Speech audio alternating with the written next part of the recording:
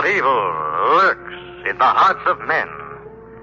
The shadow knows.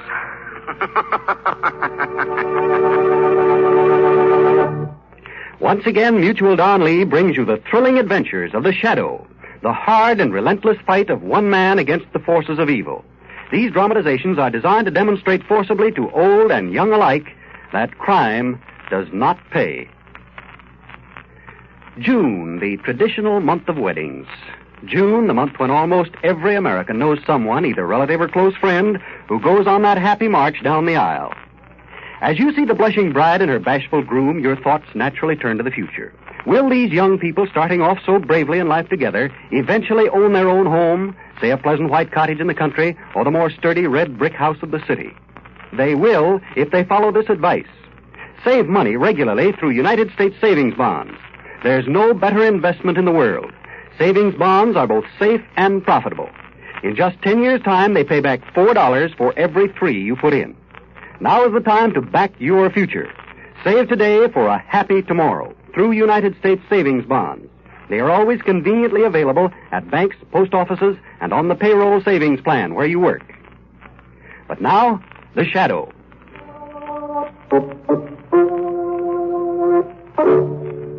Today, by popular request, Blue Coal again brings you one of the most outstanding shadow dramatizations of all time.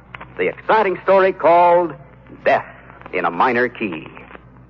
The Shadow, who aids the forces of law and order, is in reality Lamont Cranston, wealthy young man about town. Years ago in the Orient, Cranston learned a strange and mysterious secret, the hypnotic power to cloud men's minds so they cannot see him. Cranston's friend and companion, the lovely Margo Lane, is the only person who knows to whom the voice of the invisible shadow belongs. Today's drama, Death in a Minor Key.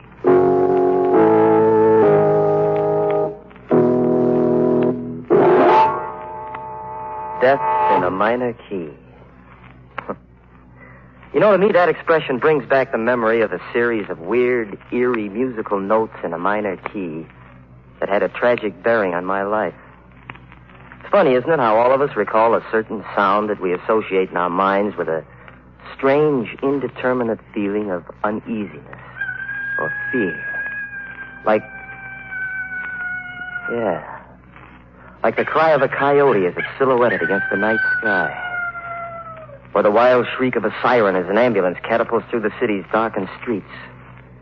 And then there's even the sound of a distant train whistle punctuating the evening stillness, bringing with it that lost, empty sensation of being all alone in a strange, lonesome world around you. That's odd. I just happened to think. All of those sounds that I described are night sounds. I guess that does have significance, too.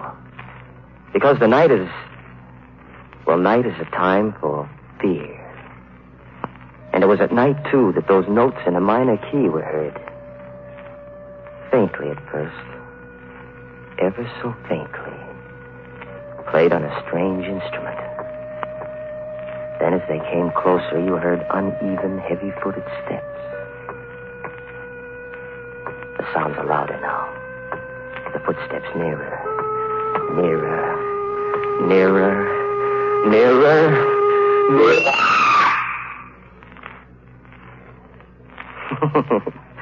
Well, I seem to be getting ahead of my story.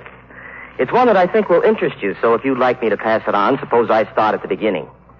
My name is Terry Mason. My mother and father died in an accident when I was 12, and I was brought up by an only uncle. My story really begins down in Santo Domingo, where I spent 2 years supervising one of the family plantations. Well, Santo Domingo was all right, but believe you me, I was a very happy guy when the day finally arrived for me to board a ship to return to the States. The main reason for that happiness was, because I was in love. Yeah, not only in love, but on my way to get married.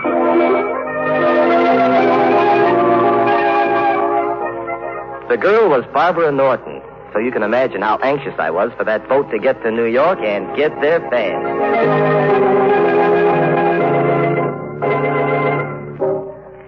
Well, I got to New York all right. And the following day in a little church downtown. Do you, Barbara Norton, take this man to be your lawful wedded husband? I do. I do. Yeah, it was a beautiful ceremony, I guess. But I wasn't the man who married Barbara Norton. What happened? Well, there were probably a dozen reasons. So let's just say that 2 years was too long for her to wait. Well, a thing like that's pretty tough to take. All my hopes and dreams of a future were wrapped up in Barbara. Then all of a sudden, boom, there's nothing. After she was gone, there was only one thing to do. Try to forget. To lose myself in bright lights, music, and the gay whirl of the city's night spots. When one place would close, I'd dig up another. My favorite hangout was the Sky Room. Of course, I know I shouldn't have gone there because everyone knew me. But I just liked the idea of kicking it around 40 stories above the ground. I never took a table, just sat at the bar and listened hazily to the jumble of conversation around me. Care to dance, Margo? Not yet, Lamont. I'm having too much fun just watching. Darling.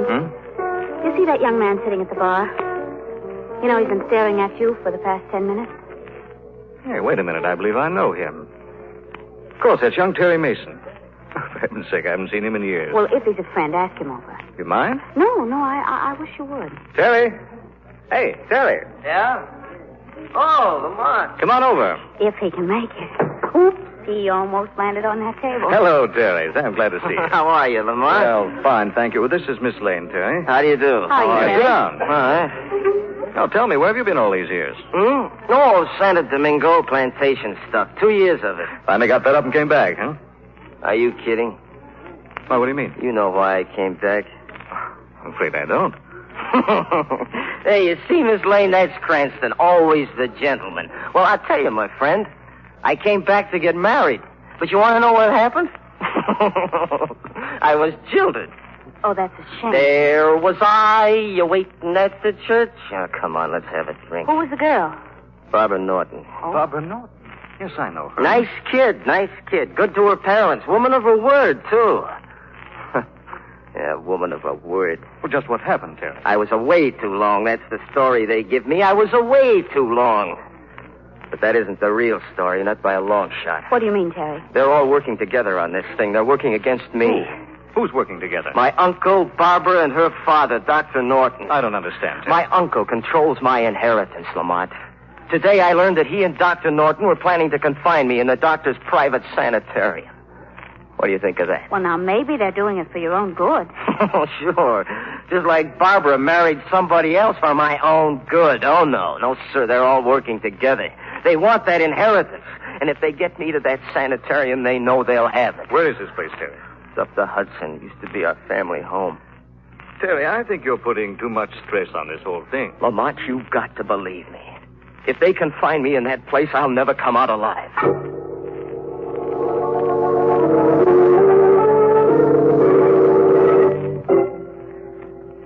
Well, in spite of all I could do, they put me in the sanitarium the next day. It's for your own good, Terry, they kept telling me. Oh, yes. What they really meant was that it was for their own good. Well, I kept my eyes and ears open, waiting for something to happen. And then, that very first night in the hall of the sanitarium, a sound was heard. Faintly at first. Ever so faintly. Then footsteps. Nearer. Nearer. I rushed to the phone quickly. I knew that I had to call Lamont Cranston at once. He was the only one that I could turn to. The only one.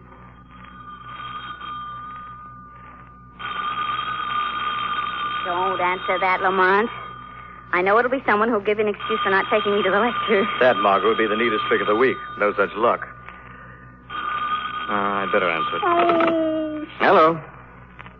Yes. Oh. Yes, Terry. How are you? Where are you? Sanitarium. What? Murder? You sure? I see. Yes, I know where the place is. All right, Terry, I'll be right up. What's the trouble? It was Terry Mason. Someone's just been murdered at the sanitarium. Ooh. Come along, darling. We'll go up there at once.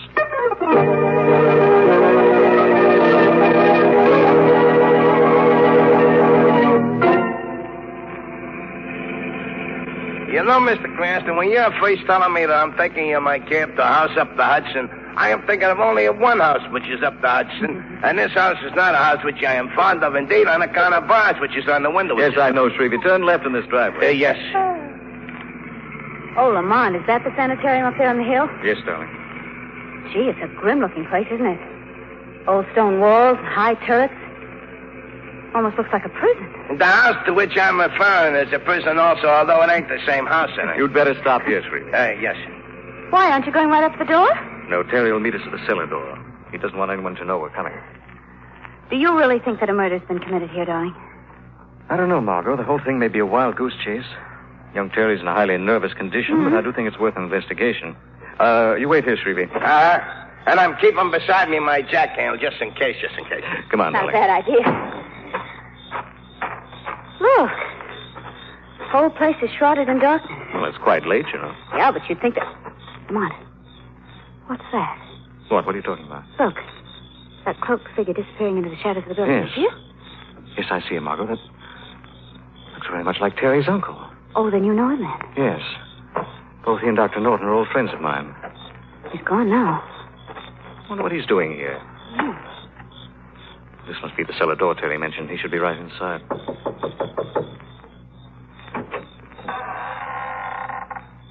Is that you, Lamont? Yes, I have Miss Lane with me. I see. Come in, both of you. Watch your step. Now follow me. Terry, what is all this? You've got to be quiet, please. The murderer is still in the house. Perhaps even at this very minute he's listening to our conversation. What murder? Who are you talking about? We'll stop here. Now, do you see that door? Yes. That leads to the operating room. In that room is the body of the woman who's been murdered. How do you know? They took her there a few minutes ago. Who are they? My uncle and Dr. Norton. Then that was Terry's uncle we saw. Yes. Look, Terry, how do you know that a murder's been committed? Well, I just know, that's all. Did you actually see it done? No, I didn't. Well, then... But I did hear something. Weird music in a minor key, accompanied by the uneven thump of a cripple walking. When the music reached a crescendo, the woman screamed. And then she was found dead. Who's the woman? An elderly patient here at the sanitarium. But who would kill her? What's the motive? I have a theory about that, too. In fact, it's more than a theory. That old lady who just died was a very wealthy woman. My uncle handles all of her investments. In fact, every one of them in this sanitarium is a person of wealth. And all of them are friends of my uncle and Dr. Norton. I'm not accusing them of murder, Terry. Why not? Why have they got me here? To get me out of the way, that's why. I'm just one of the hand-picked victims. But they're not getting me, do you hear me? No. That's why I called you to help me. Take it easy. Margot, take Terry upstairs to his room. See that he takes something to make him sleep. No, I want to know. I want to know what that music was that I heard. Please, Terry. If you want me to help, you must go along with Margot. I want to investigate a few things here by myself. All right. This way, Miss Lane. Up these stairs. Just a minute. Lamont, what are you going to do? I'm going to pay a visit to that operating room, Margot. As the shadow.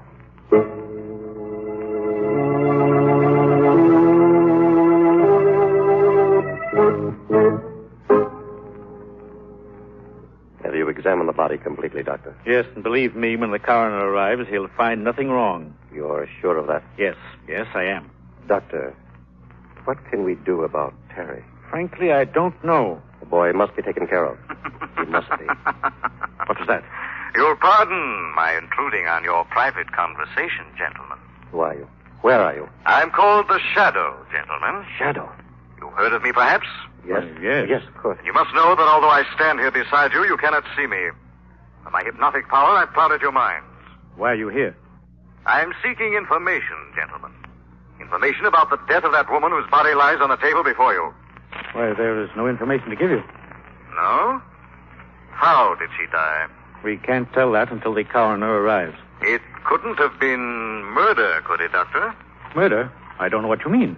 Just before her death, did you by any chance hear music? Weird music and the sound of a cripple walking? No, we heard nothing. Why are you so anxious to get rid of young Terry Mason? Get rid of him? Yes. Didn't I hear you say the boy must be taken care of? I didn't mean it that way. Those were your words, gentlemen. Just let me warn you. I'm very interested in the welfare of young Terry Mason. And if anything should happen to him, anything at all, gentlemen, I warn you, You will answer to the shadow.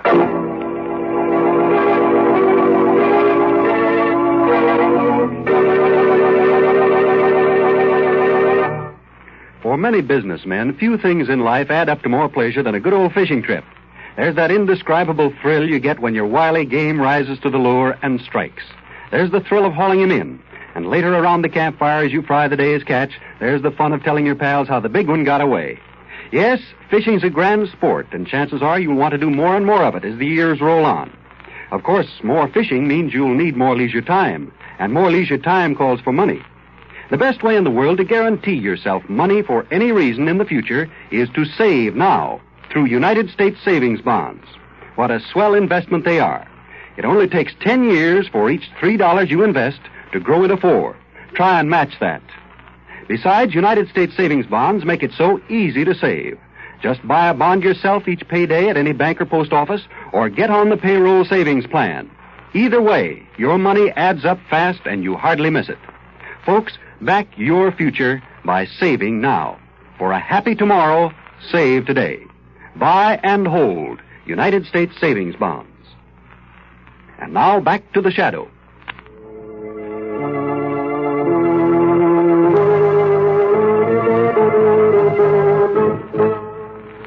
Ready to leave, Shrevey.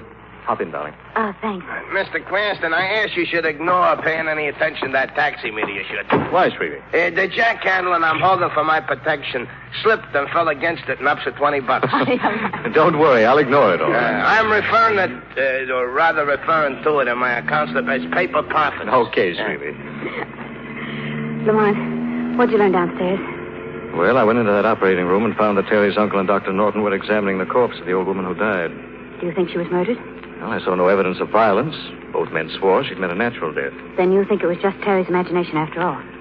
No, I don't. It's hard to say at this point just what I do think. Well, do you still think that Terry might be right?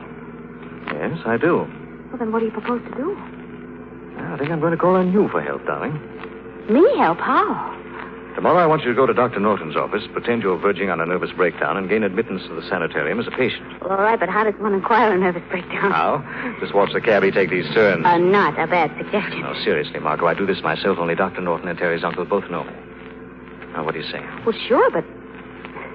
Sure, I'll do it. Good girl. You must see the doctor first thing tomorrow and gain admittance to the sanitarium no later than tomorrow night.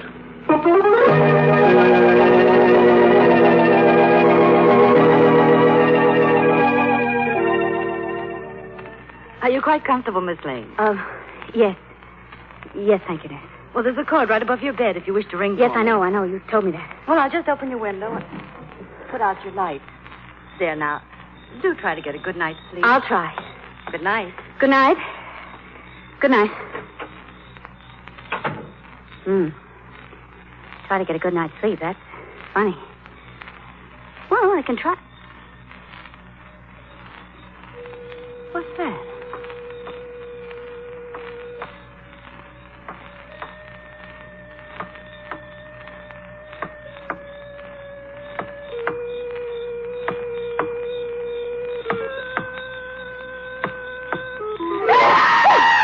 Where's that light? There. Doesn't work. The lights have been cut off. Oh, somebody's coming in the door. Who is that? Why don't you answer me? Now, don't come any closer because I'm... Shh. Quiet, Miss Lane. It's I, Terry Mason.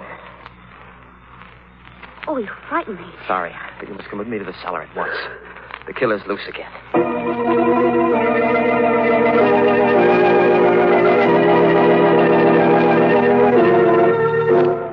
Margo, you all right? Oh, Lamont, what are you doing here? I was outside keeping watch, and I heard the scream. First, I thought it might have been you. No, I'm all right, thanks to Terry here. I think the murderer struck again. Yes, and just the way that Terry described. The weird music, the footsteps, and then the scream. Who was it this time? I don't know. But there was one unusual thing that Miss Lane didn't mention. The footsteps seemed to be coming down a staircase. And yet, there are no stairs in that wing of the house. Yes, I noticed that, too. Anything else? Yes, there is. About 25 minutes ago, I heard the house phone ring. I listened in on the extension in my room, and I heard my uncle tell Dr. Norton that he'd be over here shortly. Yes, I saw his car drive in. Well, there's Uh-oh. someone next door in the operating room. It sounds like Uncle and Dr. Norton. Perhaps they have the latest victim's body in there. Oh, Lamont, Well, Terry, go back upstairs at once. We'll get back to your rooms before you're missed. Yes, that's right. Come on, Miss Lane. I'll be right with you, Terry. Okay. Lamont, what are you going to do now? Shadow's going to pay another call in the operating room and try to unravel this mystery.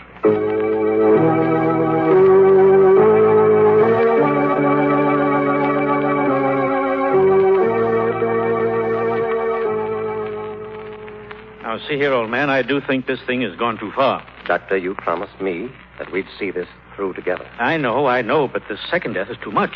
I should say that's understatement, Dr. Norton. Shadow again. Yes, gentlemen. And this time I shan't be as lenient with you. The body on that table should be examined by me, not you, Doctor. You fooled the police with your first murder. You do the same with this second one. Are you accusing us of killing? I am. Hello, what's this? So, step over here, gentlemen. That's it. Now, examine that mark behind the patient's left ear. Look, Doctor. He's right. That tri-cornered puncture was the cause of this woman's death. Then it was murder. So, you agree with me at last. But you don't think that we killed her? I'm not sure yet. I want you both to go to Dr. Norton's study. And do not leave there until the shadow calls.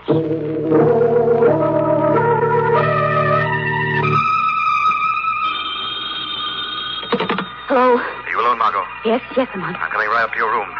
The murderer's about to strike again. Oh, no. Yes, darling. I have reason to believe that you've been selected as his next victim.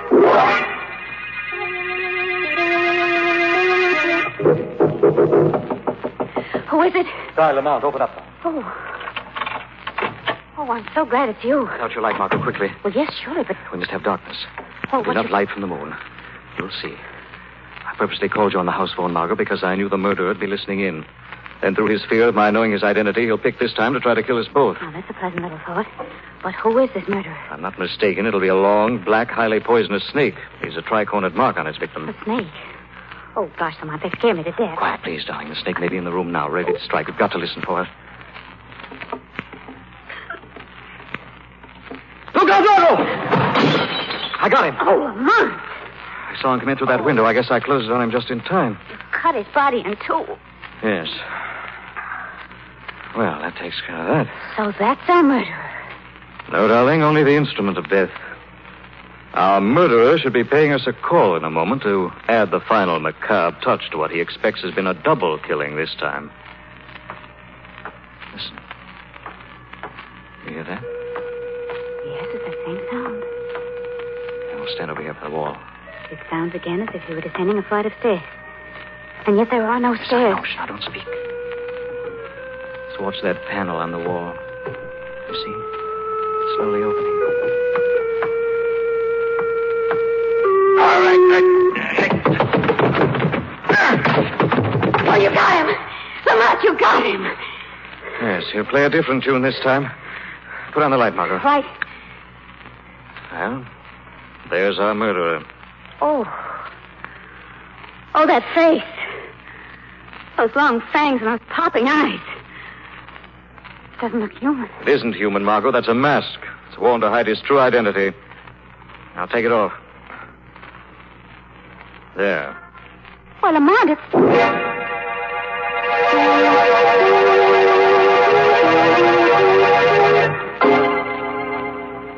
Well, that just about ends my story. But you can see what a mess I almost got Lamont and Miss Lane into. Fortunately for them, they found out the murderer in time. This killer's motive was a familiar one, revenge. Trying to implicate those he thought had wronged him. As you probably already deduced, the club foot was a disguise. And the weird music came from a strange oboe-like instrument that he used to hypnotize the snake. Yes, he thought he was being very smart. But, well, right on down the line, it's been pretty well proven that the smart guy in the long run gets just what he gives out. Time to go, Terry. Oh, yeah. Didn't realize I was so long. I was just telling these people a story. Not a bad one either, if I do say so myself. You'd better come along, Mason. Okay.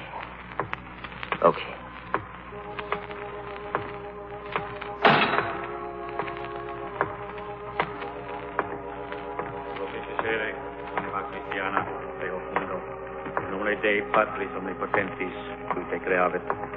Odie sit in parte, locus tuus habitatus quae.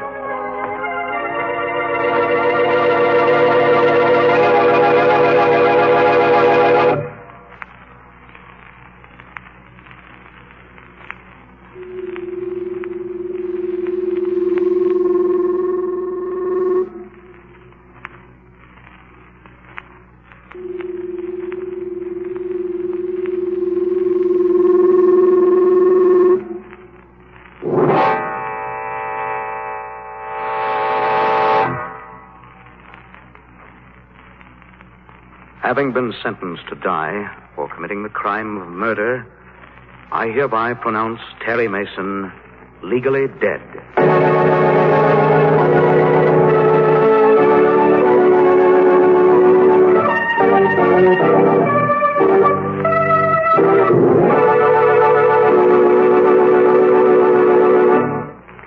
Rome wasn't built in a day, as the saying goes, and neither is the wherewithal it takes to make your dreams about the future come true.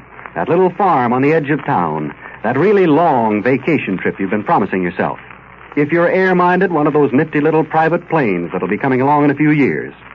Those and lots of other things don't just happen. You have to plan for them. Save up the money it takes to make them come true. It's a swell break, therefore, that you can go right on buying United States savings bonds. Government guaranteed and good interest rate. Make United States savings bonds your best bet to back your future. Actually, for each $3 you invest, you get back $4 in just 10 years' time. Use the payroll savings plan or buy savings bonds yourself regularly at any bank or post office. Save today for a happy tomorrow by regularly buying and keeping United States savings bonds. And now the shadow again.